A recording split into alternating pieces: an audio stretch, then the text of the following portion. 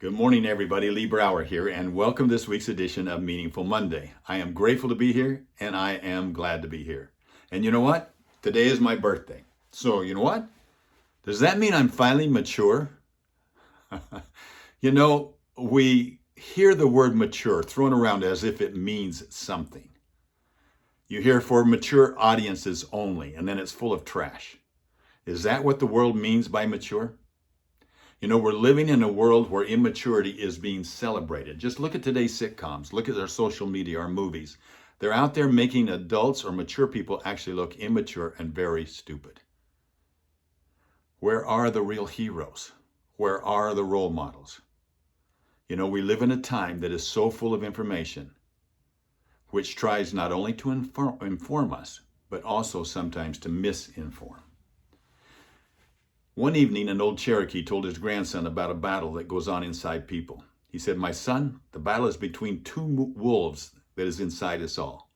One is evil, and it's things like anger and envy and regret and arrogance and self-pity and guilt and inferiority, lies, false pride, etc. And the other wolf is good. And he's all about joy, peace, and love and hope and humility and kindness, generosity and truth and compassion and faith." So the grandson thought about it for a minute, and then he said, "Grandpa, which wolf wins?" Now the old Cherokee grandfather simply replied, "The one you feed."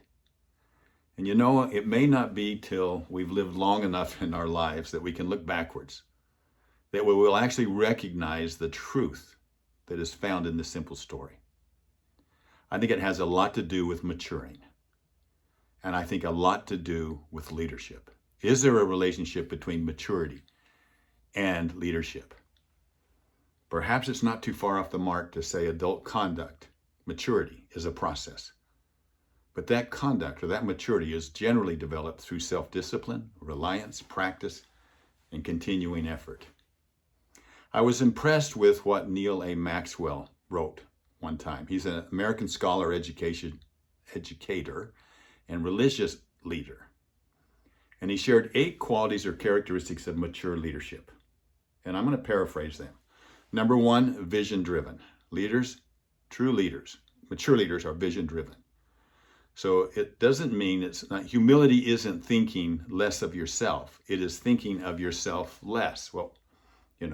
Acknowledging others, giving honor to those that have aided their success, especially the Creator. They're grateful.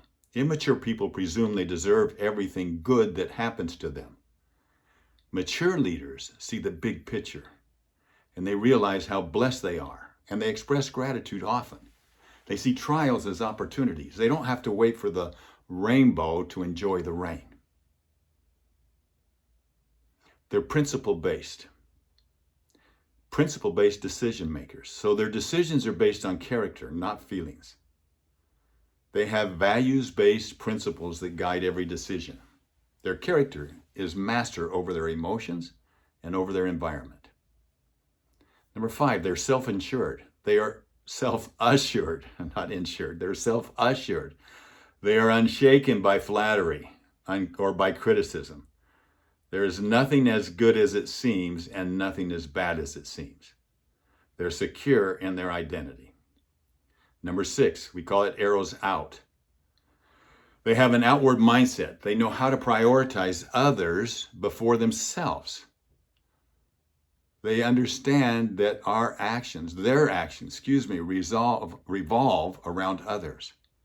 It's not around them. They live to meet the needs of others. Number 7, they're teachable. They seek wisdom before acting. They don't presume to have all of the answers. The wiser they get, the more they realize they need more wisdom. They're not ashamed of seeking counsel from other sources. And finally, number 8, mature leaders know that success comes because of hard work. And then the ability to stick with it, that relentlessness, that grit. So, based upon these 8 characteristics of mature leadership, it makes me feel very immature. That said, I can still put in the hard work to become an even better leader for myself, my family, and those I get to serve. So to my family, to my coworkers, and to my friends, thank you for your patience with me. Thank you for your inspiration. Can we all work together to become the mature leaders that we truly aspire and what the world really needs now? Whether we know it or not, every one of us, every adult leader, is the model of maturity for the generation that's coming behind us. Have a meaningful week. I'll talk to you next week. Bye-bye.